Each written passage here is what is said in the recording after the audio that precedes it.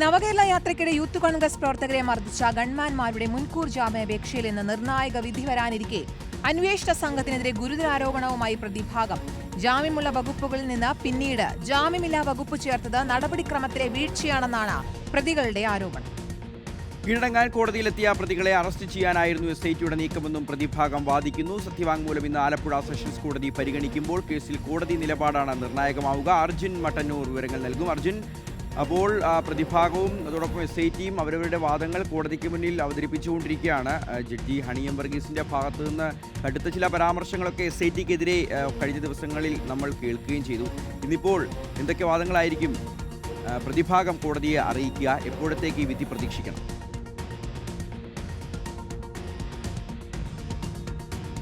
ഷിഹാസ്, ശക്തമായ വാദപ്രതിവാദങ്ങളാണ് ഈ ഗൺമാൻമാർ youth Congress KSU പ്രവർത്തകരെ മർദ്ദിച്ച കേസുമായി ബന്ധപ്പെട്ട് ആലപ്പുഴ ജില്ലാ സെഷൻസ് കോടതിയിൽ നടന്നുകൊണ്ടിരിക്കുന്നത്.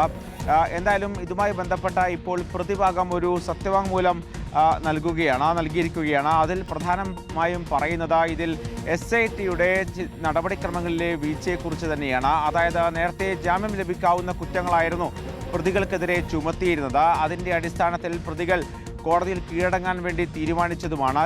ജില്ലാ സെഷൻസ് കോടതിയിൽ ഇതുമായി ബന്ധപ്പെട്ട് ഇക്കഴിഞ്ഞ 29-ന് അപേക്ഷ നൽകിയിരുന്നു. അതിനുശേഷം 30-ാം തീയതി രാവിലെ കീഴടങ്ങാൻ വേണ്ടി കോടതിയിലേക്ക് എത്തുകയും ചെയ്തിരുന്നു. ആദ്യം കോടതിയിൽ SIT നൽകിയ റിപ്പോർട്ട് ജാമ്യം ലഭിക്കാവുന്ന വകുപ്പുകൾ മാത്രം വെച്ചുകൊണ്ടായിരുന്നു. പക്ഷേ അതിനുശേഷം മണിക്കൂറുകൾക്കുള്ളിൽ തന്നെ ആ വകുപ്പുകൾ SIT മാറ്റുകയും ജാമ്യം ലഭിക്കാത്ത കുറ്റങ്ങൾ ചുമത്തുകയും ചെയ്തിരിക്കുന്നു. ഇത് നടപടിക്രമങ്ങളിലെ വീഴ്ചയാണ് എന്നതാണ് പ്രധാനമായും പ്രതിഭാഗം ഉന്നയിക്കുന്നത്. എന്തായാലും ഈ കാര്യങ്ങളൊക്കെ തന്നെ കൃത്യമായി തന്നെ സത്യവാങ്മൂലമായി പ്രതിഭാഗം കോടതിയിൽ നൽകിയിട്ടുമുണ്ട്. ജാമ്യാപേക്ഷ പരിഗണിക്കുമ്പോൾ ഈ കാര്യങ്ങളൊക്കെ തന്നെ കോടതി പരിശോധിക്കുമല്ലോ എന്നാണ് പ്രതിഭാഗം പ്രധാനമായും പറയുകയും ചെയ്തത്.